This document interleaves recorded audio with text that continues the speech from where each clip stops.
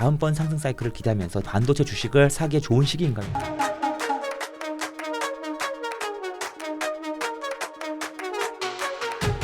서두르세요. 고정 댓글을 확인하세요. 우리 광순의 복덕방 이광수 대표님 오랜만에 오셨습니다. 와주셔서 고맙습니다. 안녕하세요. 예, 아유. 우선은 저희가 시작하기 전에 우리 구독자분들한테 한 가지 해명이라고 하기도 참 뭐한데 바로 잡아드릴 게 있어가지고 왜 그러셨어요? 웃고 계십니다만, 그러니까 저희 이제 출연자 중에 이제 발언 중에 이광수 대표님이 여의도 브라이튼에 사신다라는 이야기가 나서 저희가 결론적으로 이제 게이트키핑을 제가 못하긴 했습니다만, 그래서 살긴 하죠. 예? 살긴 하죠. 근데 이제 그게 다른 사람들한테는 예. 지금 뭐 집 사면 안 된다고 하더니 자기는 왜 여의도에 비싼 집을 샀느냐 이걸로 이제 곡해가 돼가지고. 그렇죠. 근데 집도 아니고 예. 자가도 아니시고 예. 작은 오피스텔 이제 사무실 임대 월세. 예. 였는데 예. 그거 참... 처음에 임대할 때도 이 기자님 만나서 제가 얘기 드렸잖아요. 네네네. 거기 입주 잘 안 돼갖고 그렇죠. 제가 저는 싸게 들어갔다. 작은 오피스텔 임대로 알고 있었는데 사람들이 그렇게까지 확대 해석을 할 줄은 몰라가지고. 그러니까 많은 분들이 말씀하신 것처럼 왜냐하면 그 브라이튼이 네. 최근에 이제는 예를 들어서 분양 계약을 하고 있단 말이에요. 그러니까 그 아파트가. 아파트는 최근에. 그렇죠. 그러니까 원래 임대로 하다가 이제 분양 전환하는. 그러니까 거기에 거주한다는 거 그러면 뭐 집값 떨어진다면서요. 최근에 너는 집 샀냐 왜? 그것도 엄청 비싼 집. 이렇게 많은 분들이 생각하시더라고요. 근데 그게 아예 오피스텔하고 아파트가 동이 다르다면서요? 완전히 다르죠. 저는 103동. 예. 아니 이거를 또 어디 호수도 알려드려? 아니 그까지 말씀해 주신 게 이제 진짜 어떤 분들이 이광수가 진짜 저거 거짓말하는 거 아니야라고 하면서 등기부등본 떼보시고 뭐 찾아가 보신 분들도 있다면서요? 그 실제로 제가 샀으면 큰일 날 뻔했어. 여러분 제가 뭐 시장을 틀릴 수는 있죠. 그런데 제가 그 말과 행동이 다른 사람은 아니에요. 네네. 이 기자님 아시죠? 그럼요. 네, 그래서 물론 뭐 이제 편하게 얘기하시면서 그렇게 하셨는데 많은 분들이 또 받아들이시는 게 그렇게 받아들여서 어쨌든 뭐 그래서 한때 제 별명이 브라이튼리. 너무 죄송합니다. 그러니까 제가 게이트키핑을 더 잘 했어야 되는데. 그렇습니다. 제 실수가 너무 컸습니다. 죄송합니다. 사과드립니다. 그렇습니다. 감사합니다. 여의도 브라이튼은 이광수 대표님한테 홍보비라도 드려라. 홍보 모델... 효과가 얼마입니까? 실제로 카페 같은 데 보면 이광수가 사는 곳 임장 다녀왔다. 이런 거 많아요. 네네네. 그래서 제가 브라이튼한테 진짜 뭐를 받아야겠다. 홍보비라도 받으셔야 됩니다. 그러니까요. 이제 다만 이제 오피스텔, 작은 오피스텔 월세라는 거. 최근에 뭐 주식 시장도 국내는 너무 안 좋고 해외 뭐 비트코인 막 올라가고 있습니다만 또 집값도 또 양극화도 또 엄청 심하고 사람들이 그런 거에 되게 너무 민감한 것 같고 갈수록 더 민감해지는 것 같아요. 그래서 좀 이제 불안한 것도 있고 좀 안타까운 측면도 있죠. 사실은 저희가 뭐 오늘만 사는 건 아니고 좀 더 길게 보시고 시장이라든지 그게 부동산이든 주식이든 보셔야 되는데 사실 저는 이제 주식도 분석한 애널리스트였지 않습니까? 그래서 이제 주식시장을 보면서도 좀 그런 측면이 좀 아쉬워요. 많은 분들이 너무 이렇게 급하게 생각하시고 조급하게 여기시는 부분이 좀 많아서 아무래도 이제 정보의 유통 속도도 맞습니다. 더 빨라지고 맞습니다. 더 빨리 대중화되고 하다 보니까 나만 못 산 것 같고 나만 안 되는 것 같고. 그러니까 그 지점의 핵심은 뭐가 있냐면 불안이 있는 것 같아요. 불안한 거죠. 그러니까 앵자이어티라고 하잖아요. 이게 그러니까 불안이 긍정적인 측면이 있거든요. 뭐냐면 불안의 그러니까 뜻을 보면 불확실한 미래를 대비하게 하는 감정입니다. 근데 이제 불안을 저희가 어떻게 대처하느냐가 중요해요.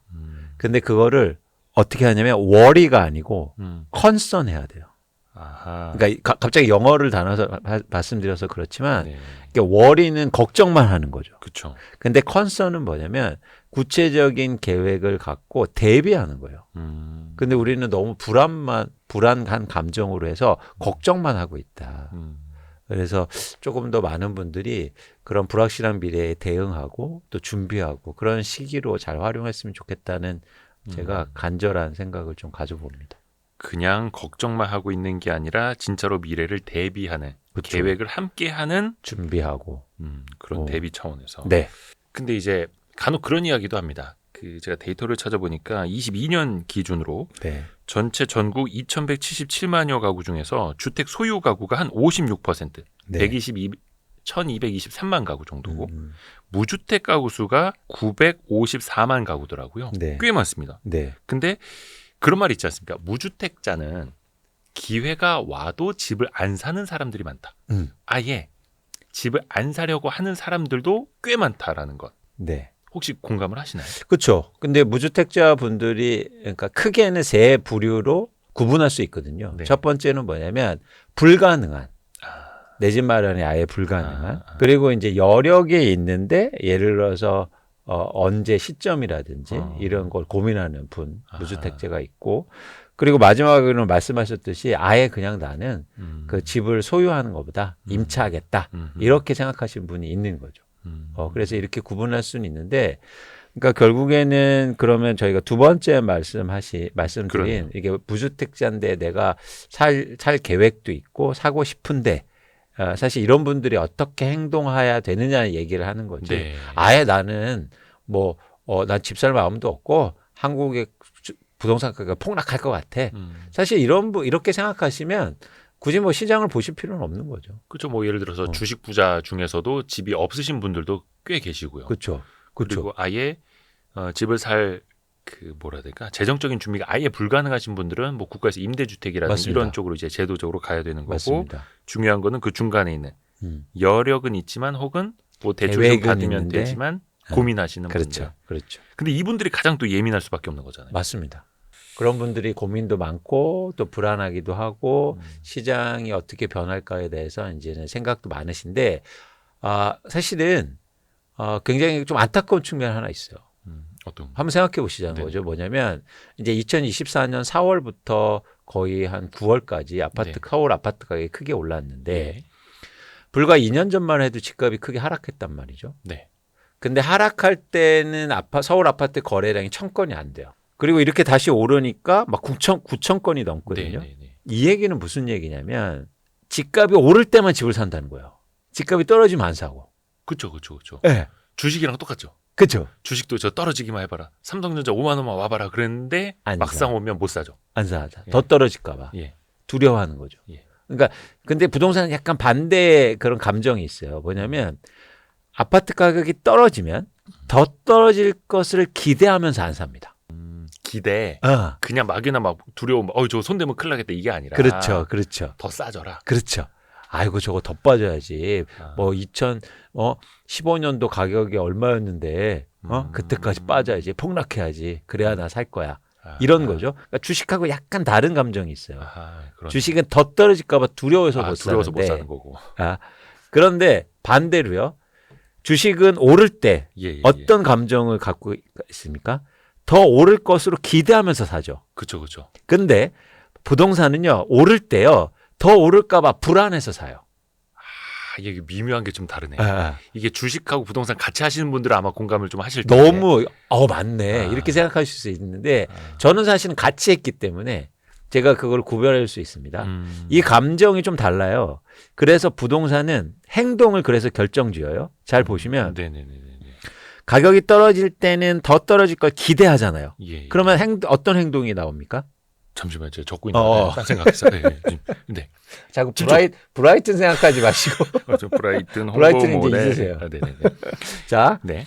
가격이 떨어질 때는 더 떨어질 걸 기대하죠. 네네. 무주택자들이. 네. 그러면 어떤 행동을 하게 됩니까? 기다리죠. 기다리죠, 당연히. 기다리죠. 네네네. 그 행동이에요. 그것도 행동이죠. 아주 즐거운 마음으로 기다리죠. 그렇죠. 근데 오를 때는 불안하잖아요. 그러면 더 오를까 봐 불안하잖아요. 네네. 그럼 어떤 행동을 하게 돼요? 따라붙죠. 사죠. 네. 사면서 무리하게 사죠. 그 무리한 결과가 어디에서 나타나냐면 대출에서 일어나요. 그렇죠. 대출이 크게 증가한단 말이죠. 그래서 불안이 시장에 반영될 때는 대출이 증가하면서 가격이 오르는 상황이 나타납니다. 올해처럼. 그렇죠. 정확히 올해. 2024년. 요거 좀 표로 만들어 놔야겠네. 제가 지금 표 그리다가 딴짓하는 것처럼 이제 걸리기는 했는데 주식은 오를 때 더 오를 거라는 기대. 근데 부동산은 오를 때 더 오르면 어떡하나 불안. 그렇죠. 근데 떨어질 때 완전 반대. 주식은 더 떨어질까 봐 불안한 거고. 그렇죠. 부동산은 더 떨어져라 기대를 하는 거고. 맞아요. 거기에서 또 어떻게 보면 사람의 행태도 또 달라질 수밖에 달라져요. 없는 거고. 달라져요. 그게 한쪽에서 이제 대출이라는 걸로 이제 투영이 되는 거고. 그렇죠. 그래서 오를 때는 주식은 오를 때는 이제 불을 탄다고 하잖아요. 네, 불타기. 네, 그러니까 그래서 오르는 주식을 더 삽니다. 네네네. 막 더 사고 싶고. 네. 그런데 공교롭게도 그렇게 되면 꼭 어떻게 되나요? 빠져요. 언젠간 조정이 오죠. 네. 그러면서 많은 분들이 이제는 뭐 벌었던 걸 다 잃기도 하고 그러는데 이제 주식은 그런 특성이 있는데 이게 부동산은 감정이 좀 달라요. 느끼는 감정. 그게 이제 대표님이 많이 말씀해 주시는 어떤 실사용 가치가 있기 때문일까요? 그 차이일까요? 아니면 두 가지 차이인데 말씀하신 것처럼 실사용 가치하고 네. 두 번째는 뭐냐면 유동성이 제한돼 있기 때문입니다. 부동산을 한 번 사면 만회가 안 되잖아요. 그렇죠. 그렇죠? 내일 모레 팔 수 있는 것도 아니고. 그렇습니다.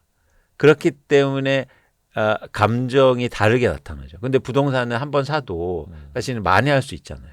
그거를 팔거나 손절하거나 이럴 수 있으니까. 그래서 유동성의 차이점도 주식과 부동산을 나르는 또 기준이기도 하죠. 일단 이걸 좀 알아야겠네요, 본인이. 내가 지금 뭔가 기대를 하는 건지 불안해서 빨리 따라가고자 하는 건지. 그렇습니다. 그래서 좀 더 그러니까 우리가 합리적이라는 단어를 쓰는데 네네. 그게 되게 어렵지 않습니까? 그러니까 네. 합리적이라는 건 이성적이라는 거고 또 어쩌면 우리가 현명한 부동산 투자, 뭐 현명한 주식 투자, 이 현명한이라는 네. 단어를 사용하는데 사실 이 단어들이 갖고 있는 어떤 지향점은 뭐냐면 감정에 휘둘리지 말라는 거예요. 근데 그게 어렵죠. 사실 인간은 기본적으로 합리적이질 못하잖아요. 그래서 전문가가 필요하고 그래서 그러니까 경험이 필요하고 그래서 와이스트릿이 필요한 거 아닙니까? 감사합니다. 와이즈 클럽이 필요하고 감사합니다. 그렇게 예를 들어서 감정에 휘둘리지 마시라. 그런 걸 우리가 이제 노력해야죠. 전문가들이 투자자분들한테 그리고 내 집 마련하시는 분들한테 도움을 드리도록. 근데 그게 현명하려고 해도 순간순간 또 이 감정에 휘둘릴 수밖에 없고 시장 상황에 따라서 또 막 이랬다 저랬다 갈 수밖에 없겠고. 그렇습니다. 그 사실 또 이제 이광수 대표님이 뭐 이렇게 항상 집값 떨어진다 혹은 팔아라만 이야기하신 건 아니고 저희 이제 녹화를 하실 때도 어떨 때 어떤 집을 사야 한다라는 것도 조언을 꽤 많이 해주셨잖아요. 그 중에 대표적인 게 저도 기억을 하는 게 집값이 어떤 고점 대비 한 30% 떨어져서 횡보하고 있을 때 이런 집을 사야 한다라고 이제 저도 이제 기억이 남는데 그건 지금도 유효합니까? 그럼요. 그리고 집값이 떨어졌을 때 정확히는 거래량이 증가할 때. 집값이 떨어지고 나서 거래량이 거래량이 증가할 때. 이게 또 주식하고 아주 유사한 측면이 있어요. 뭐냐면 모든 자산 가격의 바닥은 네. 많이 떨어진 게 아닙니다. 그러니까 바닥의 정의를 명확하게 할 필요가 있어요. 네. 예를 들어서 삼성전자가 지금 굉장히 많이 하락하고 있지 않습니까? 네. 근데 하락했다고 주식 투자를 하는 건 아니고 언제 투자를 해야 되냐면 오를 때 해야 돼요. 바닥이 확인되고. 그렇죠. 그러니까 바닥이라는 정의는 많이 떨어졌다가 아니라 그 다음부터 오른다는 게 바닥입니다. 사실 지나봐야 하는 거죠. 그렇죠. 근데 어쨌든 오를 가능성이 높을 때를 바닥이라고 하는 거죠. 네네. 예를 들어서 친구가 와서 야 광수야 이거 많이 떨어졌어 사 바닥이야. 이건 바닥의 정의가 아니에요. 이렇게 얘기해야죠. 야 이거 이제부터 오를 것 같아. 바닥이야. 그러니까 투자자들이 어떤 자산을 투자할 때 많이 떨어져서 사는 사람은 없습니다. 오를 자산을 사는 거죠. 그렇죠. 그래서 여러분들이 투자에 대해서 명확하게 개념 정의를 하실 필요가 있어요. 그러면 아파트 가격이 많이 떨어졌을 때 내 집 마련하는 것보다 좀 더 정확하게는 네. 그 다음부터 올라야 돼요. 그렇죠. 그러려면 빠진 상황에서 네. 거래량이 증가하는 구간이 나옵니다. 그 다음부터 오를 수 있거든요. 네네네. 바로 그 지점을 이제 얘기하는 거죠. 아하. 근데 이게 어려우니까 그렇죠. 그럼 일단 사용 가치에 근접하게 빠졌을 때라도 사보자. 그런 말씀을 드리는 거죠. 그렇죠. 어느 정도 이제 거래량이라고 하는 것도 사실 이제 주식 거래량도 보는 거 어렵습니다만 아파트 거래량은 뭐 진짜 대규모 단지 아니고서야 그렇죠. 의미 있게 막 거래량을 보기도 쉽지가 않잖아요. 맞습니다. 그리고 또 이게 아파트라는 게 어떤 한두 건의 거래만으로 가격적인 어떤 앵커링 이펙트가 돼버리지 않습니까? 그게 이제 기준 가격이 돼버리잖아요. 맞아요. 그래서 그게 항상 논쟁이 의미 있다 없다 막 이런 걸로 또 이제 치닫지 않습니까? 맞아요. 그럼 이제 어차피 아파트라는 게 원래 거래가 그렇게 드문드문 있는 거야라고 인정하고 가야 되는 건지 그래도 그 안에서라도 소규모 단지라도 그걸 또 감안을 하고 봐야 되는 건지 좀 어떻게 봐야 됩니까? 그래서 소규모 단지는 안 본다. 어떤 뭐 이게 뭐 나홀로 아파트 분석을 할 때 네. 네, 그거는 이제 취향의 문제지. 그게 시장에서 의미 있고 그거에 대해서 가격 전망을 하기는 굉장히 어려워요. 그래서 예를 들어서 여러분들이 내 집 마련할 때도 가능하면 네. 대단지를 말씀드리는 이유고 대단지를 선호하는 이유가 또 그걸기도 합니다. 그렇죠. 그런데 흥미로운 지점이 또 하나 뭐냐면 네. 가격이 막 오르잖아요. 네. 그럼 나홀로 아파트 거래가 증가해요.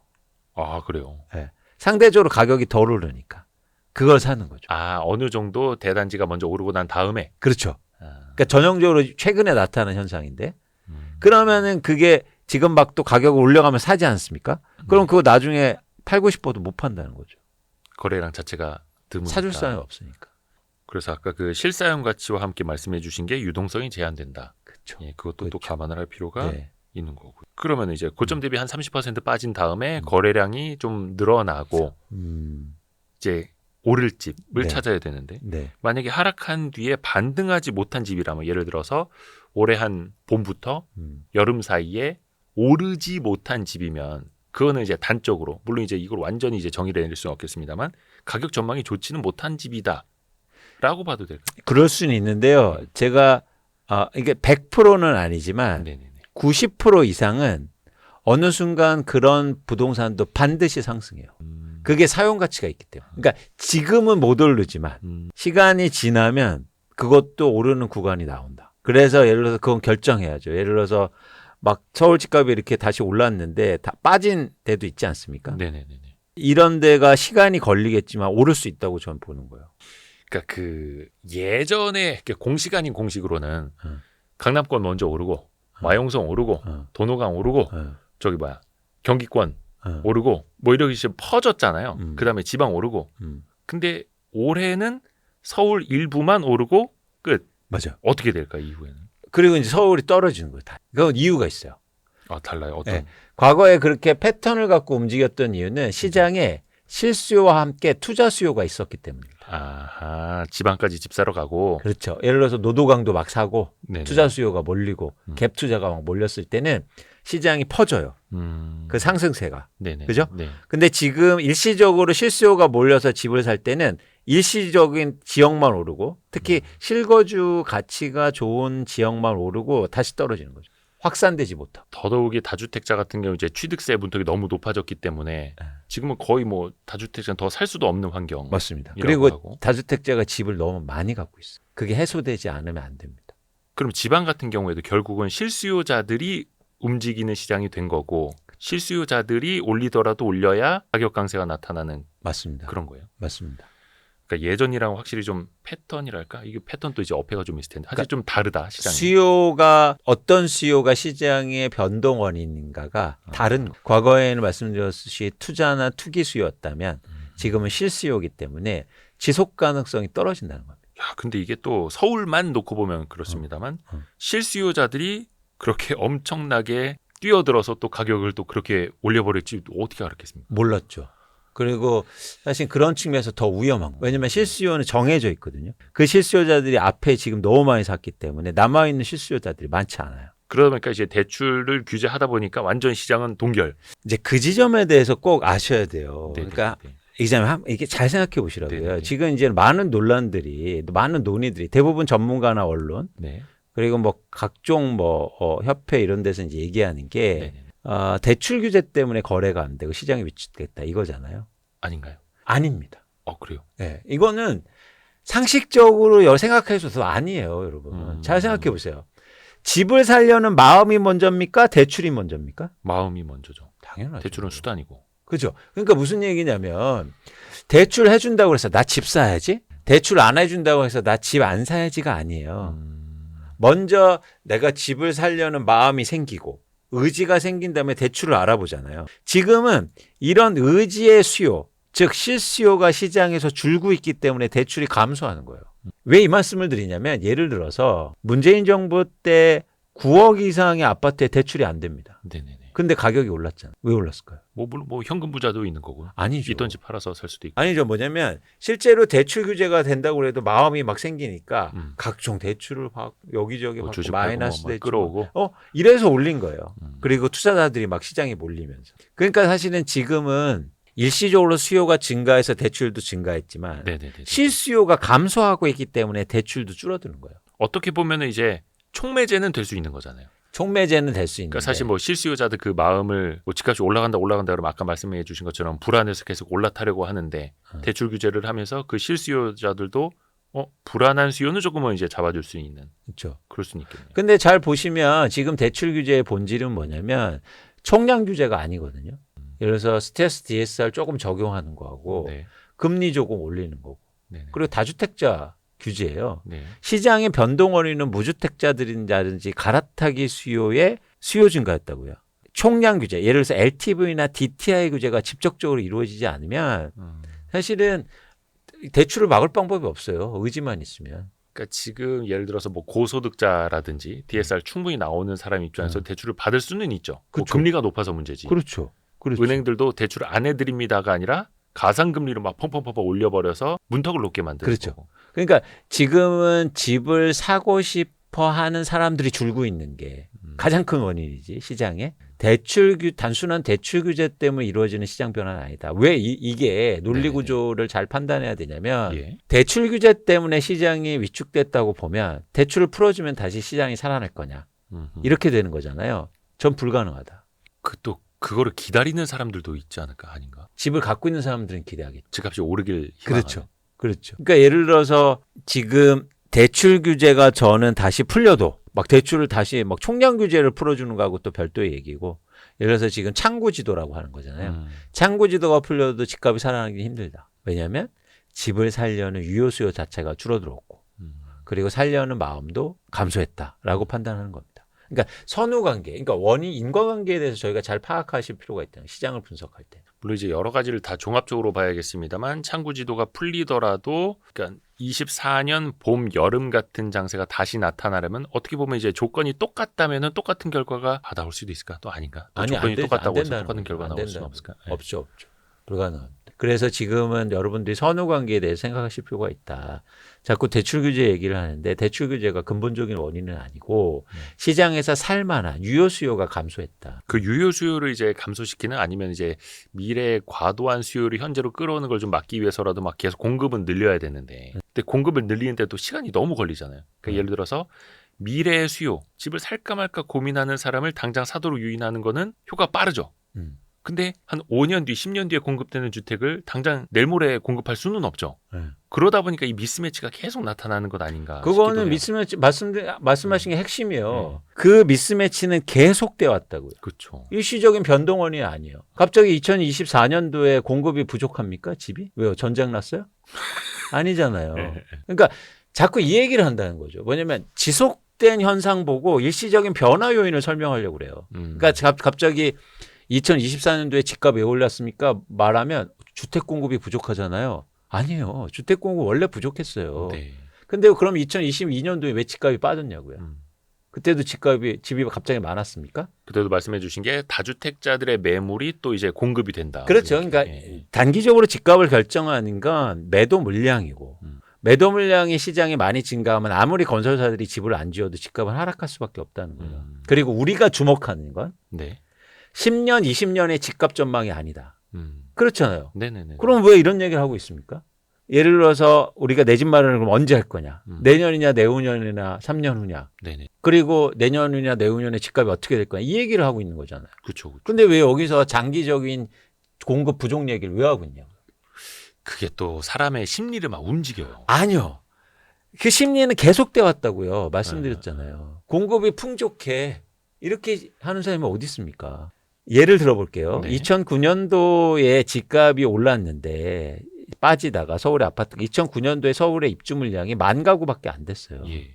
지금보다 그때는 유효 수요가 훨씬 더 많았고 집 없는 사람도 많았고 그렇죠? 그랬는데도 사실 그 위에 집값이 계속 빠집니다. 그러니까 이거를 여러분들이 잘 구별하실 필요가 있다. 집은 항상 부족했다. 근데 왜 그게 집값을 상승시키고 하락시키는 원인이 될 수 있냐는 거예요. 장기적으로는 될 수, 장기적으로 10년 후나 20년 후에는 네. 그런 변화를 일으킬 수 있겠죠. 그러면서 꼭 이런 얘기를 합니다. 뭐냐면, 예를 들어서 장기적으로 집이 부족합니다. 집을 안 짓잖아요. 그래서 막 정부가 주택 공급 계획을 해요. 네. 그러면은 장기의 공급 늘어나니까 집값 빠진다고 얘기해야 될 거 아니에요. 그런데 뭐라고 하는 줄 아세요? 아, 그건 단기 공급이 아니잖아요. 그렇죠. 이렇게 얘기해요. 그렇죠. 그러면 공급은 도대체 언제 냅니까? 네. 이렇게. 흥미롭죠. 근데 뭐 이번 윤석열 정부의 최초의 공약도 그러했고 또 가장 최근에는 그린벨트까지 이제 해제를 해서 신규 네. 택지 뭐 공급하겠다 후보지 내고 또 발표되고 수도권에다 그렇게 네. 이야기를 하지 않았습니까? 네. 그거는 이제 정부에서도 계속해서 꾸준히 공급을 늘려야 한다라는 함의는 당연히 담겨 있는 거고 또 그런 시그널도 시장에는 계속해서 줘야 하는 걸 테고 그거는 그럼 어떻게 보세요? 이제 수도권의 그린벨트 해제까지 하면서 이렇게 공급을 늘려야 하는 것에 대해서. 그러니까 그러니까 어떤 측면에서 이제 보느냐가 중요한 거 아닙니까? 네네. 예를 들어서 그린벨트 푼다고 해서 지금 집값이 하락할까요? 라고 물어보시면 아닙니다. 왜냐하면 공급과 그리고 단기 집값에 영향은 없으니까. 그러니까 무슨 얘기냐면 집값이 막 오를 때 88 대책이라고 해서 공급 대책을 대규모로 발표하지 않습니까? 네. 근데 집값이 더 오르잖아요. 그렇죠? 아주 먼 미래니까. 그러다가 집값이 언제 사실은 좀 안정되고 거래량이 줄어들기 시작합니까? 수요가 줄어드니까. 그러니까 단기에는 사실 수요가 중요하다는 거예요. 그래서 아까처럼 그린벨트가 공급된다거나 아니면 공급 안 된다거나 하고는 단기 집값에 미치는 영향이 적다. 라는 거죠. 근데 그 수요라는 게 어느 날 갑자기 그냥 사람들이 다 수도꼭지 잠그듯이 딱 마른 게 아니라 어느 수요가 이제 줄어드는 계기라는 게 있을 거 아니에요. 막 서울 지역 아파트도 막 9천 건 이상 이렇게 막 매매가 되다가 근데 그 중에 하나가 대출 규제 있을 거고 뭐 DSR도 그렇고 2단계 스트레스 DSR 뭐 8월부터 시행이 되고 착착착착 있어서 뭔가 이제 수요가 변화가 되는 그런 요인들이 있었을 것 아닙니까? 있죠. 그 대표적인 걸 뭘로 봐야 돼요? 가격입니다. 가격이 오르면 수요는 줄게 돼 있어요. 특히 부동산은 가격이 오르면 수요가 더 빠르게 감소해요. 왜? 주식하고는 다르게 네. 유효 수요가 제한돼 있기 때문이에요. 그 가격을 감당해낼 수 있는 수요가 없단 말이죠. 예를 들어서 재벌그룹 회장들이 막 계속 사요, 집을. 그러면 수요가 무한정 있겠죠. 근데 그러지 않지 않습니까? 네네네. 살 마음도 없고. 그죠? 또 하나 뭐냐면 무주택자들이 집을 사고 싶죠. 네. 그런데 아까 말씀드린 것처럼 무주택자 모두가 집을 살 수 있는 게 아니잖아요. 그러니까 유효 수요가 제한돼 있기 때문에 가격이 오르면 실수요는 줄어들게 돼 있어요. 대신 가격이 오를 때 수요 계속 증가하는 수요도 있어요. 네. 그건 투자 수요입니다. 그래서 투자 수요가 중요한데 투자 수요가 지금 시장에 안 들어오고 있죠. 그러면 가격이 오르면 무조건 유효 수요는 즉 실수요는 감소할 수밖에 줄어들 없다. 수밖에 없고. 대신 또 안 줄어들 수 있는 조건이 있긴 합니다. 뭐냐면 대출을 계속 해줘. 예를 들어서 막 LTV 지금 예를 들어서 무주택자는 막 7, 80% 해주는데 100%로 막 해줘. 그러면 올라갈 더 수 올라가죠. 있죠. 왜냐하면 나의 구매 여력이 증가하니까. 그죠? 근데 그러기에는 뭐 그러면 이제 나라 경제가 그냥 골로 가자는 건데. 그래서 약간 그런 걱정하시는 분들도 있어. 오히려 이런 대출 규제가 집값을 더 양극화 만드는 건 아니냐. 그러니까 기존에 몇 억으로 대출을 받아서 20억이 된 집을 팔고 더 대출을 받거나 아니면 현금 부자들 뭐 동원을 해서 20억대, 30억대 집으로 갈아타고 막 이렇게 되면서 더 양극화가 되고 있고 당장 이제 몇 억이라도 빨리 대출을 받아서 집을 사고자 하는 사람들은 못 받는 거고 이렇게 되면서 이 대출 규제가 역설적으로 너무 또 양극화를 심화시키는 것 아니냐. 이렇게 볼 수도 있을 것 같거든요. 그렇지 않아요. 그 양극화의 핵심은 대출, 사실은 그게, 그러니까 최근에 고가 주택이나 신규 주택이, 그러니까 신축이 잘 팔리고 가격이 오른 건 갈아타기 수요입니다. 그러면 예를 들어서 저가 아파트를 팔고 그 돈으로 다시 갈아타기 했기 때문이에요. 네. 그러니까 다 영향이 있는 거예요. 이게 자산시장의 속성인데 일종의 도미노처럼 연결이 돼 있어요. 그렇죠. 그래서 이게 별도의 시장이 아니다. 그래서 고가 주택이 그렇게 오른 것도 예를 들어서 저가 주택의 가격이 하락하거나 아니면 시장이 위축되면 당연히 하락할 수밖에 없는 거예요. 수요가 감소하니까. 왜냐하면 내 집을 팔아서 이사할 수 있는 갈아타기 수요가 줄어들지 않습니까? 그죠. 당장 집이 팔려야 되고. 그런데 여러분들이 최근에 이제 자꾸 양극화라고 하고 뭐라고 하죠? 뭐 여러 가지 용어들이 이제 하는데 네. 그 본질에 대해서 아셔야 돼요. 뭐냐면 네. 지금 시장에서는 그 양극화의 핵심이고 고가주택이고 신축주택의 아파트 가격이 오르는 거를 마치 수요가 증가해서 오르는 것처럼 얘기해요. 그렇지 않습니다. 가격이 오른 이유는 공급이 감소했기 때문에, 즉 매도 물량이요. 그런 고가주택을 갖고 있는 사람들이 매도 물량을 현저하게 줄여요. 네네네. 두 가지 이유 때문이에요. 하나는 뭐냐면 재건축 기대감 때문에 투자로 갖고 있는 사람들이 매물을 줄였어요. 또 하나 신축 아파트는 팔고 싶어도 팔 수가 없어요. 양도세 때문에. 네. 그래서 예를 들어서 반포를 중심으로 해서 매도 물량이 감소합니다. 그러니까 집값이 오르는 게 수요 증가가 있고 공급 감소가 있지 않습니까? 네. 그런데 지금 대한민국의 고가 주택의 상승 원인은 공급 감소다. 안 지어서가 아니고 안 팔아서요. 그러니까 이거는 한계가 있는 거예요. 이해하실 필요가 있는데. 예. 그러니까 예를 들어서 강남 아파트는요. 투자 비율이 훨씬 높아요. 네네네. 그러니까 안 파는 사람들이 많았다. 그래서 변동성이 클 가능성이 높은 거예요. 그러니까 원인 파악을 제대로 한. 지금 무슨 얘기냐면 반포의 새 아파트를요. 돈 많은 사람이 줄 서서 사서 가격이 오른 게 아니라고요. 어쩌다 한 건이 거래돼서 올라요. 네네네. 그건 뭐냐면 공급이 줄었기 때문에. 그래서 그냥 집을 파는 사람들이 낚시태 드리는 것처럼 그냥 예를 들어서 60억에 이렇게 하고 기다려요. 어차피 물건도 없으니까. 그래서 그냥 한 명이 잡은 거예요. 이게 가격이 올랐다고 볼 수 있는 거냐? 올랐죠. 근데 원인을 파악하실 필요가 있어요. 수요 증가가 아니고 뭐다? 공급 감소. 그렇죠. 수요 증가일 때만 가격이 추세적으로 오를 수 있어요. 추세. 예. 그런데 공급이 안 팔아서 오르는 주식은 그러니까 아파트는 한계가 있다는 거죠. 그렇게 해서 최근에 그러니까 이거는 9월까지 얘기죠. 그렇죠. 부동산이 이제 상승장이었을 때 뭐 그것도 한 6개월 정도였긴 했습니다만 근데 또 최근에 보니까 매도 물량이 또 많이 쌓여 있다 하더라고요. 그렇죠. 거래가 안 되니까. 네. 그래서 8월에는 서울 아파트 거래량이 그러니까 정확히는 7월에는 9천 건이었고 8월에는 6천 건이었고 그리고 9월에는 3천 건. 확 줄었네. 예, 이제 반반씩 확 줄죠. 그러니까 팔려는 사람들은 시장에 물건을 내놨는데 안 팔리죠. 그러니까 쌓이는 겁니다. 네네네. 근데 이게 훨씬 더 쌓일 가능성이 높은 게 아까처럼 안 팔아서 가격이 올랐잖아요. 네. 이제는 팔고 싶을 거예요. 그런 사람들이 늘어나면 매도 물량이 제가 볼 때 서울 아파트 가격 매도 물량은 아주 쉽게 10만 건 이상은 올해 말 정도엔 되지 않을까 보고 있습니다. 매도 잔량이요. 네. 그 10만 건이면은 평소보다 훨씬 더 많은 거예요. 역대 최고 물량이죠. 통계가 작성된 이래. 근데 그것도 어느 정도 가격이 올랐으니 그 기대 심리가 같이 이제 매도에 반영이 되어 있을 텐데 그렇죠.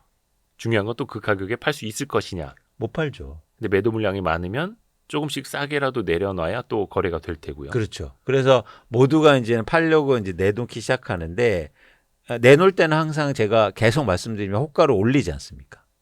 그죠, 상승장일 땐. 아니요. 하락할 때도 있잖아요. 아니, 이 기자님 생각해 보세요.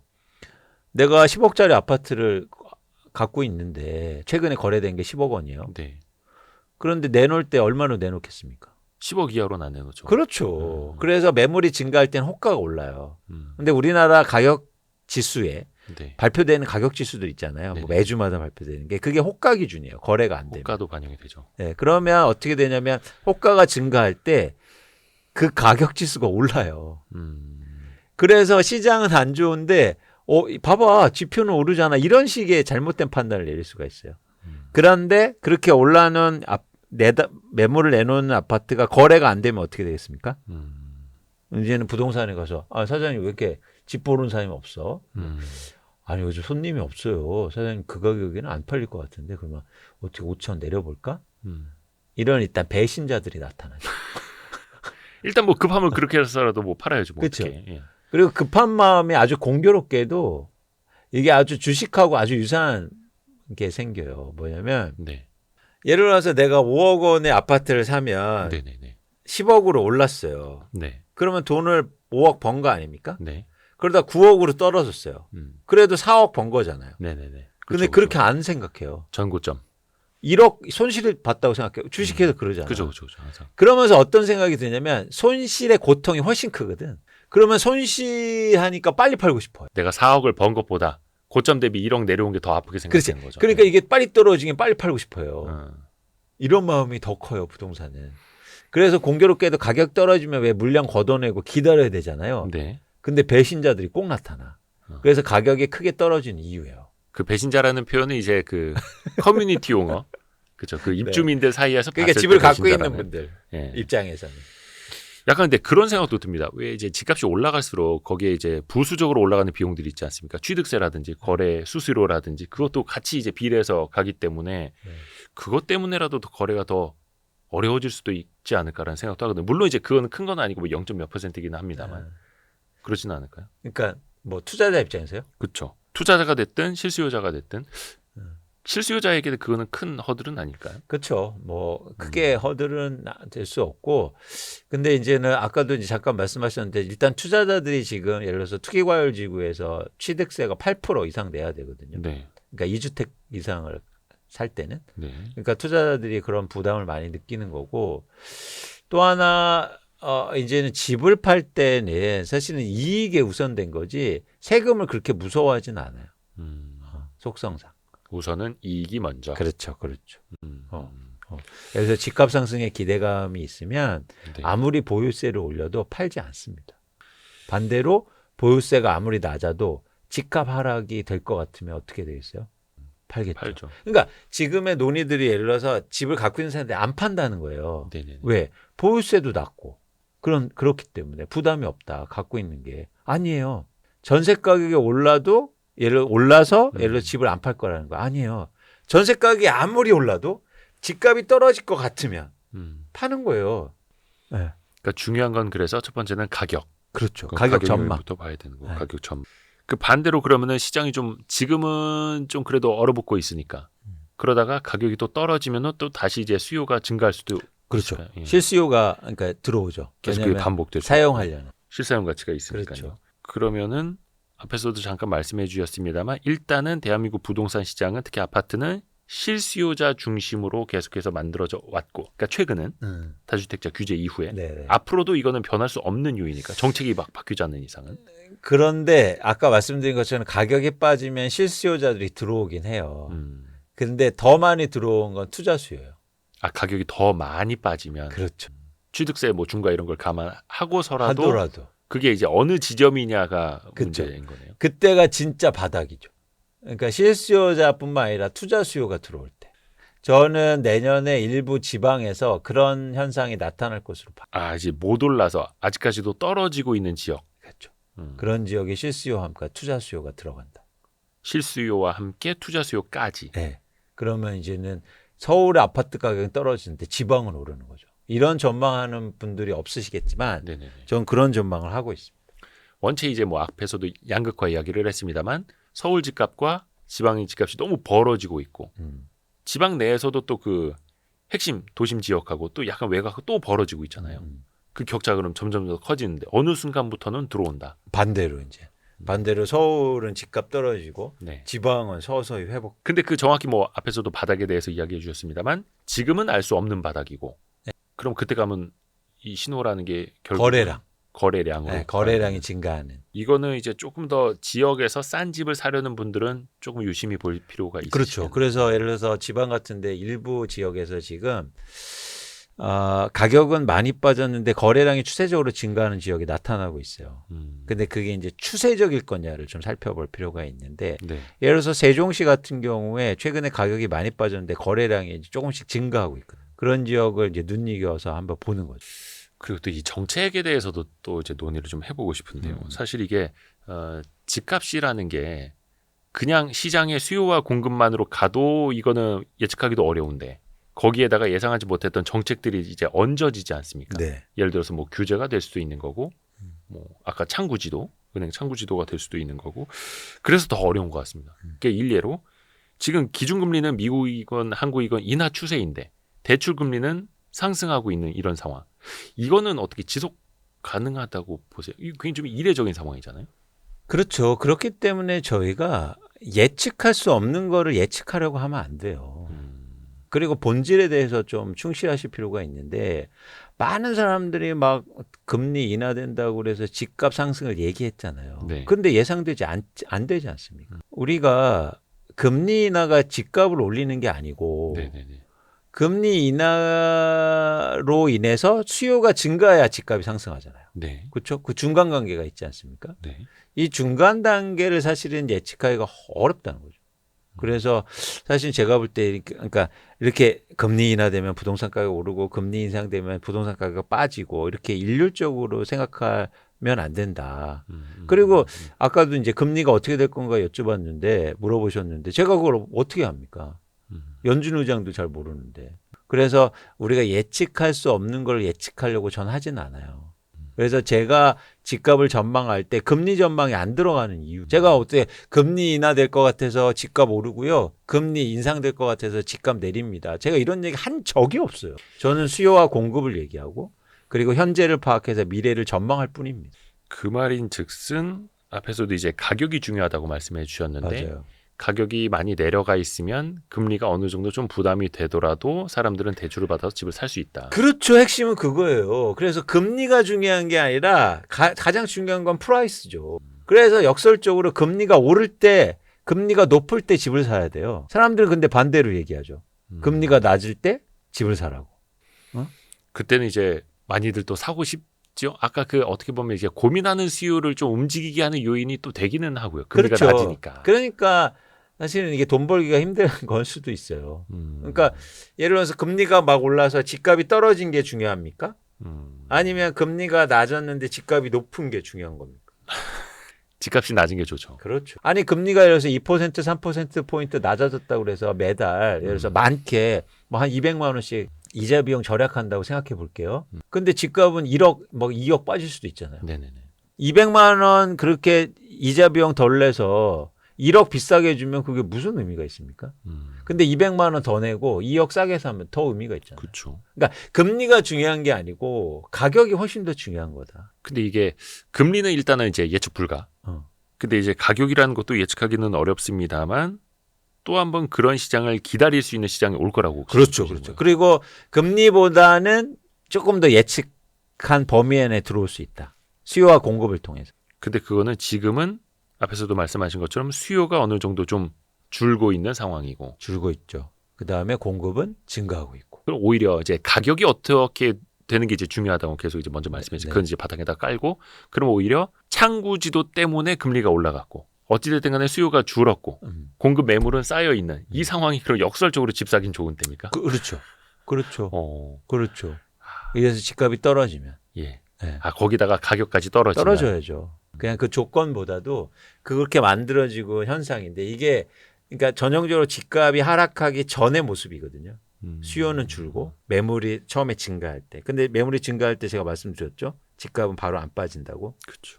그러다가 이제 거래가 안 되고 이제 수요가 줄어든 걸 또 확인하고 그러면 매물의 호가가 떨어지고 그러면서 가격은 하락하게 되겠죠. 이게 전형적으로 집값이 하락하기에 일종의 전조 현상입니다. 그 전조 현상이 지금 나타나고 있죠. 거래량 줄고 수요가 감소해서 매물이 증가하고 대신 거래는 안 되는데 지표 주택가격 지수는 막 조금씩 올라가는 아이러니한 상황. 그게 아까 그 호가가 반영이 그렇죠. 되면서 그렇죠.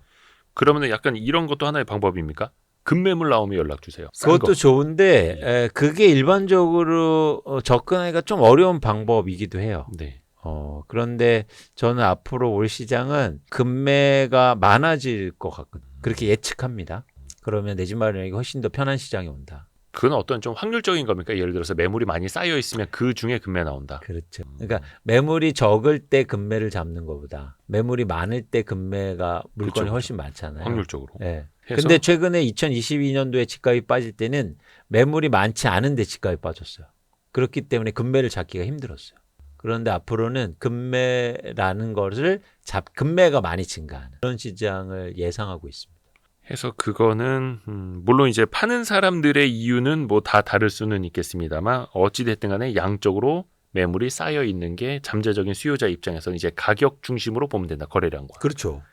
그래서 이제는 제가 말씀드리고 싶은 게 이런 식의 접근을 한번 고민해 보자는 거죠. 예를 네. 들어서 집값이 떨어졌다가 다시 올랐지 않습니까? 네. 그래서 이제 결론적으로 이런 말을 하시는 분들이 있어요. 뭐 집값 다시 올랐지 않느냐. 네네네.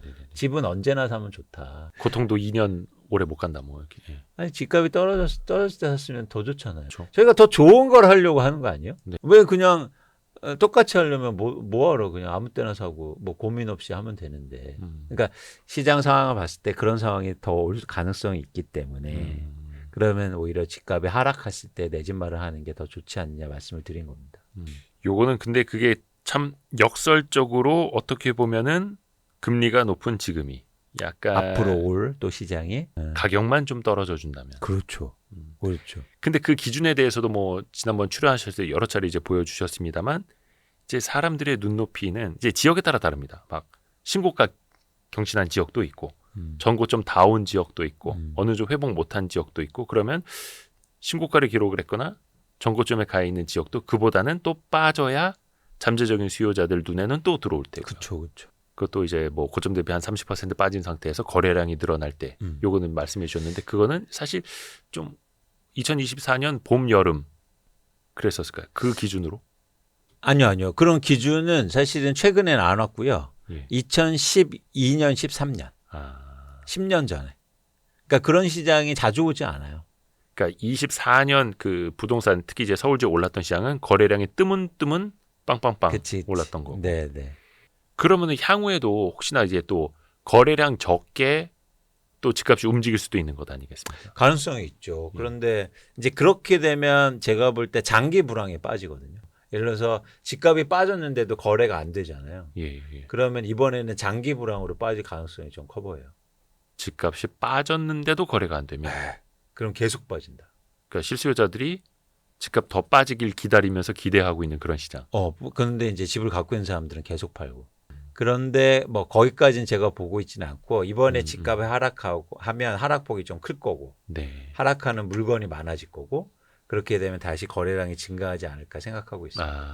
그러니까 다시 또 가격이 빠지면 다시 또 그때 말씀하신 거죠. 수요가 다시 들어올 수 있고. 그렇죠. 이번에는 하락폭이 좀 더 대신 크겠죠.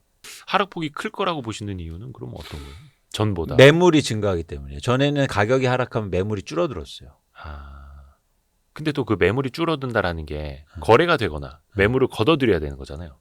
근데 거래도 안 되고 매물을 걷어들이지 않으면서 매물이 계속 시장에 남아 있는 거죠. 근데 그 매물이라는 게 모르겠습니다. 이게 어떨 때 걷어들이고 어떨 때 더 많이 내놓고 하게 되는지 특히 이제 어느 정도 가격이 빠진 다음에 그건 어떻게 달라질까요? 그러니까 집을 팔려는 사람들은 기본적으로 거주하지 않는 사람들이에요. 그렇게 민감하게 반응하는 건. 내가 집에 거주하고 있으면 시장 상황에 따라서 팔고 사고 팔고를 유연하게 못합니다. 그죠? 그렇죠. 그러니까 투자로 갖고 있는 사람들이에요. 투자로 갖고 있는 사람들이 물건을 언제 팔 것 같으십니까? 집값이 하락할 것으로 예측하면 그러면 집을 파는 거죠. 네네네. 그죠? 지금이라도 팔자. 만약 집값이 오를 것으로 기대하면 매물을 거두어드리겠죠. 예. 그렇기 때문에 집값 하락이 전망되면 매물은 증가할 수밖에 없어요. 근데 최근에 집값이 하락할 때는 매물이 줄었거든요. 그건 뭐냐면 이 가격에서 이 가격보다는 더 오를 거야 향후는. 이런 기대가 컸던 거죠. 다주택자들의 예상, 생각. 네. 그리고 거기에 마침 또 정책이라든가 수요가 붙어줬고. 근데 앞으로 올 시장은 뭐냐면 다주택자들이 그렇게 기대하기는 좀 어려운 시장이 형성되지 않을까라고 보는 겁니다. 어떤 뭐 그 가격이 반등하면서 다시 다주택자들이 지금 이 가격엔 팔 필요 없어. 나중에 내놓자라고 걷어들일 수 있는 그런 환경. 네. 그게 오기는 어려울 것이다. 네. 근데 그만큼 그러면은 다른 다주택자들의 매물도 같이 나오고 있기 때문 뭐 이렇게 봐야 되는 거예요? 그렇죠. 같이 막 매물이 나오는 거고 마치 양떼처럼 막 꼬리만 보다가 양떨어지로 떨어지는 과정인데 그러니까 그런 양떼 효과라고 하거든요. 그러니까 자산 시장에서는 그런 효과가 전 나타날 수 있다고 보는 거고 그 이유는 뭐냐면 지금 시장에 집을 살 만한 이 가격을 감당해낼 수 있는 유효 수요가 많지 않기 때문에 더 계속 줄어요. 왜? 살 사람 다 샀거든요. 아니면 또 이제 갈아타기 수요가 나오던가 해야 되는데. 혹은 정책 대출이라든지 아니면 뭐 대출 규제 완화가 대폭적으로 이루어져야 되는데 혹은 최근에 이루어진 것처럼 금리가 막 제로 금리로 간다. 이러지 않으면 지금 그렇게 다주택자의 우리나라 지금 1,000만 채의 약 1,000만 채 아파트가 있는데요. 네. 그중에서 44%가 다주택자가 투자 목적으로 들고 있어요. 근데 부동산은 갖고 있는다고 해서 수익이 안 되잖아요. 왜냐하면 임대 수익률이 우리나라는 작아요. 맞죠. 특히 아파트는. 그리고 심지어 전세를 통해서 갭 투자해놨잖아요. 네네. 투자자들은 언제만 이익을 낼 수 있냐면 집을 팔았을 때. 네. 그래서 집을 투자로 사는 순간 뭘 항상 고민하냐면 나 언제 팔지? 이거예요. 네네네. 그렇잖아요. 대부분의 아파트 투자가 갭 투자는 당연히 이제 차익 실현을 목적으로 하는 거니까. 무조건. 예, 임대 수익률은 안 나오고. 그래서 그 물량들이 많아질 수는 있는데 다만 앞에서 말씀하신 거는 그게 다 소화가 안 돼서 장기 침체로 가는 모델까지는 아직은 아니다. 네. 예, 그렇게는 안 보신다. 네, 네. 또 오해하실 수 있으니까. 아까 잠깐 그 공급 정책 이야기를 했습니다만 또 서울 시내에서는 재건축, 뭐 재개발 이 절차도 이제 간소화하고 있고 또 사업성을 높이는 방향으로 또 계속 유도를 해주고 있지 않습니까? 뭐 용적률이나 더 높여주고 이게 그러면 실제로 어떤 이제 공급도 중요하니까 재건축을 활성화하는 데도 많은 도움이 될 거라고 혹시 보세요? 저는 좀 불가능하다고 보는데 아, 그래요? 왜냐하면 그 재건축 재개발 사업이 이루어지는 그 작동 원리를 모르기 때문이에요. 그건 두 가지인데 뭐냐면 네. 부동산 가격이 오를 때만 사업이 진행이 잘 됩니다. 그죠. 미래 기대가 있어야 재건축하는 거죠. 그렇죠. 그래야 분담금도 적어지고 예. 분양가도 오를 수 있으니까. 네. 그래서 그게 잘 안 되니까 지금 정부에서 용적률 상향하고 막 인센티브 준다는 거잖아요. 그렇죠. 사업성 높여주려고. 그렇죠. 그런데 그게 인위적으로 그렇게 준다고 해서 해결된 문제가 아니다. 두 번째는 이제 실제로 공급만 보면 그러면 그런 어떤 이해관계가 현저하게 달라지고 또 하나 내부적으로 문제가 뭐냐면 최근에 부동산 가격이 한 10년 동안 오르면서 기대 수익률이 다 달라졌단 말이에요. 최근에 산 사람들은 훨씬 더 큰 기대를 보고 샀을 거 아니에요. 그러니까 이게 인센티브로 내가 이거 용적률 올려줄게라는 게 한도 끝도 없는 거예요. 그래서 그런 부분의 충돌 지점 때문에 현실적으로 진행이 어려울 수 있겠다. 그러니까 재건축 조합원마다 산 가격이 또 다 다르고 다르지 그거에 따라서 않습니까? 기대 수익률도 또 다 달라질 수밖에 없고. 그렇죠. 그래서 사실 이해관계가 첨예하게 대립해서 저는 이게 현실화되면 문제가 좀 더 심각해질 수 있다고 보는 거고요. 특히 전 11월에 일기 신도시 선도지구 선정이 굉장한 리스크로 작용할 거예요. 선도지구 선정되려고들 하지 않나요? 그래서 막 난리 났습니다. 지금 재건축 조합에서 거의 동의율이 90% 이상이 나오거든요. 이거는 뭐 사회주의 국가에서 거의 투표하는 방식인데 이런 적이 없는데 그거는 반대적으로 어떤 걸 의미하나요? 욕망이죠.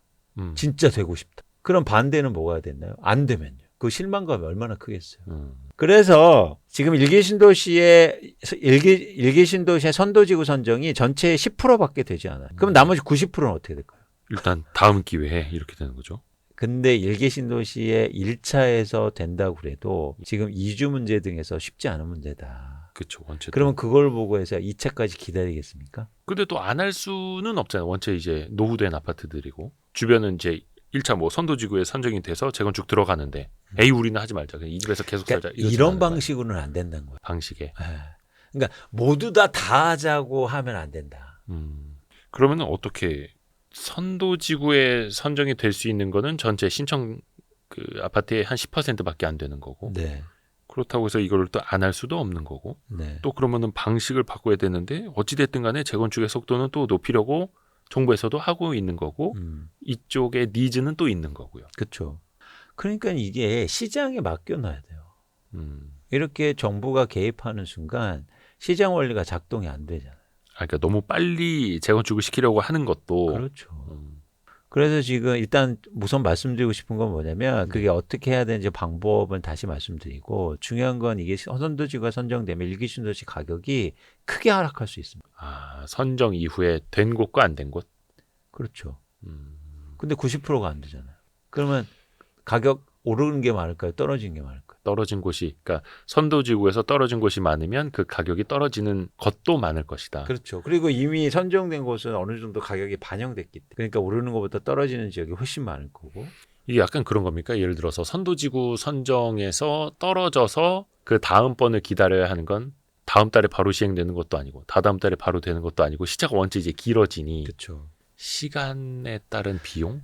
그게 또 커질 수 있다는 그러니까 예전에는 그렇게 선정 안 했을 때는 모두 다 기대감을 가져요. 어느 정도. 너랑 나랑 노후화가 똑같은데 뭐 그죠. 차별하고. 근데 이번에 이번 같은 걸 통해서 야 너는 이제 새 아파트. 너는 1등급 고기 뭐라 그러죠? 쇠고기 툭불 네. 딱 찍어줬어. 네. 그럼 나머지는 어떻게 합니까? 이 문제가 되게 심각해질 거예요. 그래서 자산 가격의 변동을 크게 일으킬 수 있어요.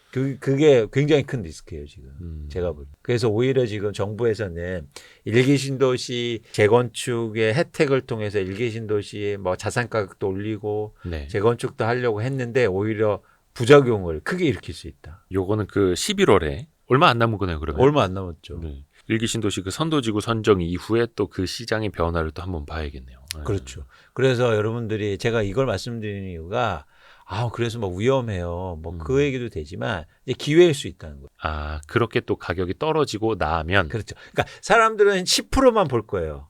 아니다. 아, 그러니까 기회는 선도지구 90%에 10%. 있다. 아, 그 선도지구에 선정된 10%는 이미 또 미래 가치를 또 반영을 어느 정도 하고 있고. 그렇죠. 그런데 막 90% 선정이 안 되는 게 막 가격이 막 하락해. 그런데 그 아파트가 위치가 바뀐 겁니까? 똑같이 노후화되고 그죠. 똑같이 그 땅에 위치에 있고 똑같이 분당에 있을 텐데 가격이 떨어지면 관심을 갖자 이거예요. 아, 그러니까 이렇게 시각을 달리해서 보자는 거예요. 그러니까 망했네, 실망했네, 막 실망 매물 나오네 이럴 때가 오히려 그렇습니다. 기회다. 그렇습니다. 그래서 여러분들이 11월에 이런 변화를 잘 유의해서 주의 깊게 볼 필요가 있다. 하기서 그러네요. 사람들은 막 선도지구 누가 선정돼 계속 선정된 것만 관심 가져요. 그런. 아니다. 거긴 기회가 없다. 근데 다만 이제 떨어진 가격으로 조금 더 이제 시간이라는 걸 더 견뎌야 되는 걸 테고. 그렇죠. 새 아파트가 되기까지. 그렇습니다. 다만 또 그게 있으니까 또 싸게 살 수 있는 기회가 생기는 그렇습니다. 거죠. 그러니까 예를 들어서 지금 서울에서 새 아파트가 가장 많이 가격이 오르고 네. 주목받는 곳이 개포동이거든요. 근데 개포동 10년 전에요. 개도 포기한 동네였다고요. 그런 얘기 있었어. 진짜. 근데 왜 지금 개포동이 이렇게 됐습니까? 그러니까 변화를 읽으셔야죠. 그러니까 지금만 보는 거예요. 그러시면 안 된다. 투자는 그게 내 집 마련이든 주식이든 지금이 떨어진다고 해서 야 세상 망했네. 이게 아니고 거기서 기회를 찾으셔야 된다. 그래야 돈을 버는 거 아닙니까? 지금 개포동은요. 개도 포르쉐 타고 다닌다고. 아, 이거 걔도 포기했을 때 그때 샀어야 되네. 그러면 포르쉐 타잖아. 그러니까 다들 이제 망한다고 했을 때 기회가 펼쳐지는 거고. 그래서 자꾸 많은 분들이 저를 잘못 아세요. 뭐냐면 너 뭐 집값 폭락론자 부정적으로 인생을 사냐. 아니에요. 전 변화를 얘기하는 사람이고 변화 속에 기회가 있는 겁니다. 폭락했을 때 기회가 있다. 계속 오르면 무슨 기회가 생겨요? 저는 굉장히 긍정적인 얘기를 여러분한테 지금 하고 있는 거예요. 그러니까 얼마나 이제 좋습니까? 폭락한다까지만 듣고 끄지 말고 폭락한다. 그래서 어떻게 해야 된다까지 들어야 되는데 그렇죠. 폭락한다. 으이 이광수 그러면 끄는 거지. 아이고 브라이튼. 아니 내용을 들어야 될 거 아니에요. 여러분 메신저가 아니고 메시지에 주목해야죠. 제가 브라이튼에 살든 개포동에 살든 반포에 살든 되게 메신저가 달라집니까? 근데 어떻게 생겼니? 넌 왜 그렇게 부정적이니? 그거하고 제가 말하는 이야기가 뭐가 달라요? 뭐가 달라져요? 여러분 메시지에 주목하시고 그래서 제가 얘기한 거에 틀렸으면 지적하시. 이게 더 중요하게 건설적인 이야기다. 그래서 이제 말씀드리고 싶은 거는 이런 변화를 잘 읽으실 필요가 있다는 거. 그래서 11월 그리고 내년도가 굉장히 중요하다는 거예요. 근데 그 중요한 게 선도지구에서 탈락해서 저 봐라 저희 가격 떨어지지 내가 맞았지가 아니라 그렇죠. 그게 실수요자들에게 어떤 기회가 되는지를 봐야 한다. 그렇죠. 그래서 훨씬 더 큰 영향을 미칠 수 있으면 의미 있게 시장의 변화를 봐야죠. 아 근데 이게 거의 저희가 한 1시간 정도 이제 넘어가면서 녹화를 하고 있는데 여기까지 또 안 들으시는 분들도 계실 거라. 아 이게 리스크다. 자. 근데 끝내기 전에 요거 하나 좀 여쭤볼게요. 왜 연초부터 대표님이 리츠 투자의 기회다 많이 말씀을 해주셔서 그 광순의 복덕반 데프컨에서도 그렇고 근데 이게 또 시장 금리가 막 오르다 보니까 또 리츠는 왜 금리하고 이제 역의 상관관계 있지 않습니까? 비용이 커지다 보니까 리츠도 좀 조정을 받았더라고요. 그렇죠. 지금 시점에서는 그래서 기회라는 거예요. 그러니까 저는 관점이 달라요. 네, 그러니까 저는 리츠가 좋은 건 뭐냐면 가격이 그러니까 부동산을 기초자산으로 하잖아요. 그러니까 부동산은 제가 말씀드린 것처럼 사용 가치가 있지 않습니까? 그래서 회복 탄력성이 주식보다는 전 크다고 봐요. 네네. 실제로 장기적으로 보면 회복 탄력성이 훨씬 커요. 예를 들어서 이런 거죠. 미국의 다우지수가 역대 최고치를 달성하지 않습니까? 네. 그러면 거기에 모든 종목들이 10년 전보다 올랐을까요? 아니에요. 예. 나스닥이 최고치를 달성했는데 예를 들어서 엔비디아하고 테슬라만 올랐지 나머지는 막 여러분 갖고 계신 나스닥 주식 중에서요 폭락한 거 엄청 많을 거예요. 그러니까 위에 있는 애들이 이제 반평균 올려주는 거죠. 그런데 리츠는요 지수가 그렇게 오르잖아요. 90%가 오릅니다. 이건 부동산이 기초자산이고 사용가치가 있어서 그렇죠. 회복되기 때문에 배당도 있고. 그래서 빠졌을 때 그러니까 이게 계속적으로 매수하기에 굉장히 좋은 자산이에요. 적립식으로. 그렇죠. 그래서 복리를 투자하고 또 배당이 나오잖아요. 그렇죠. 그걸 또 복리 투자하기에 굉장히 좋은 자산. 그래서 오히려 빠졌을 때 리츠를 꼭 투자하시라. 아 리츠는 빠졌을 때. 네.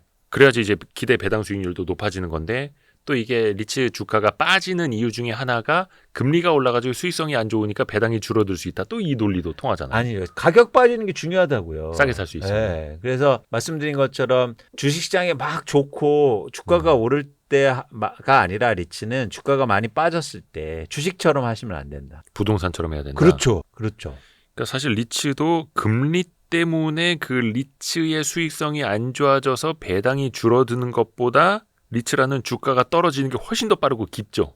예. 근데 그게 예를 들어서 정상화가 되면 회복할 확률이 높다. 주식보다. 그러니까 주식은 그래서 선택이 되게 중요해요. 뭘 선택하는가에 대해서 굉장히 차이가 크잖아요. 그래서 그냥 인덱스 사는 건데. 그렇죠. 근데 부동산은 그 선택의 리스크가 주식보다는 적어요. 그러니까 A와 B를 선택했을 때 수익률의 차이가 크지 않을 가능성이 크다고요. 싸게 사면.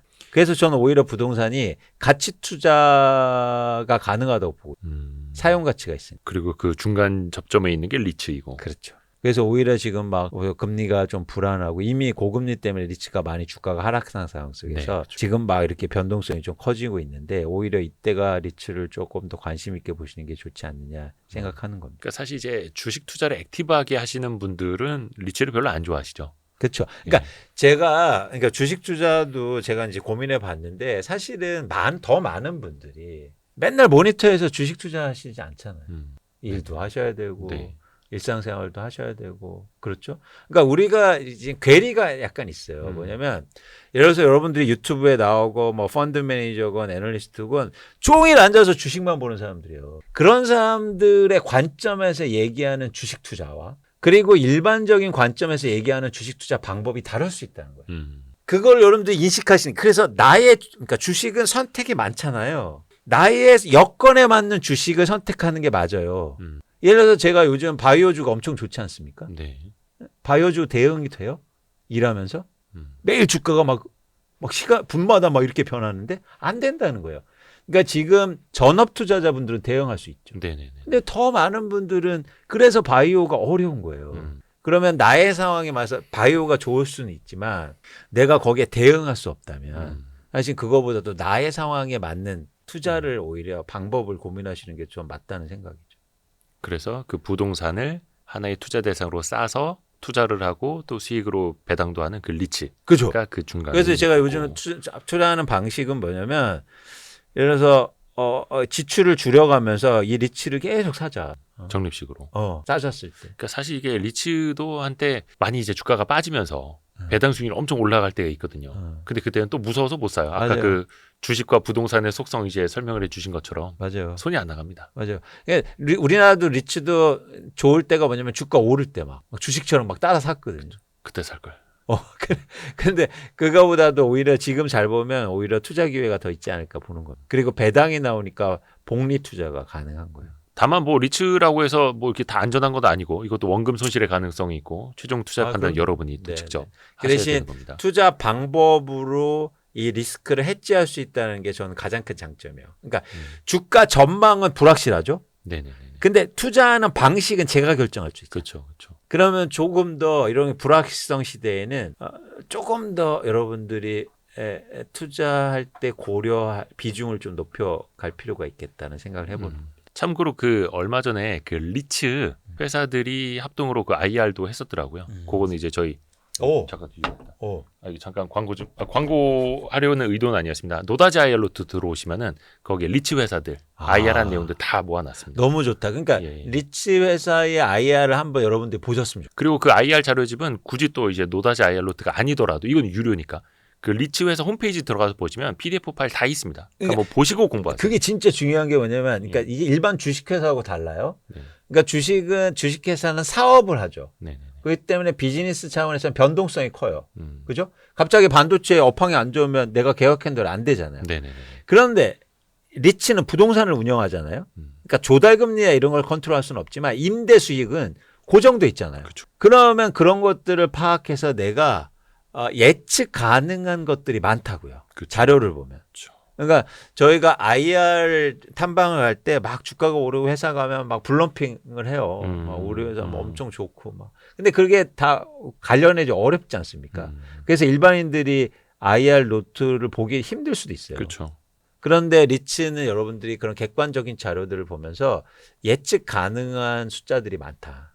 그래서 꼭 한번 보셨으면 진짜 좋은데요. 아이고, 근데 이제 이것도 이제 왜냐면 이제 저희가 막 무슨 뭐 추천을 이런 거는 아닙니다만 오피스냐, 뭐 물류 창고냐, 아니면 뭐 상가냐 이거 속성에 따라서 또 다릅니다. 그래서 이건 더 이제 좀 깊이 공부를 좀 하시길 바라겠습니다. 그렇죠.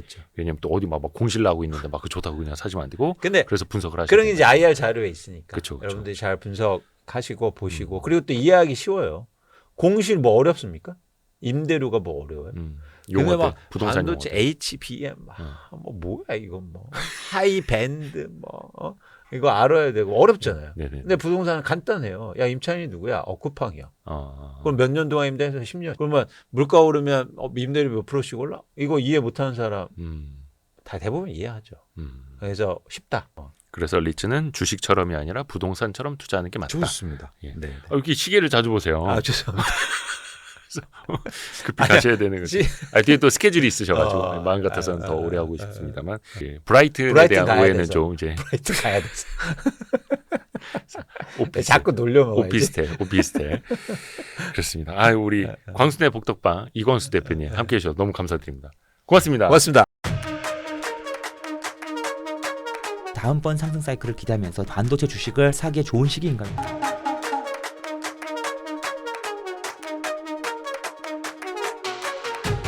서두르세요. 고정 댓글을 확인하세요.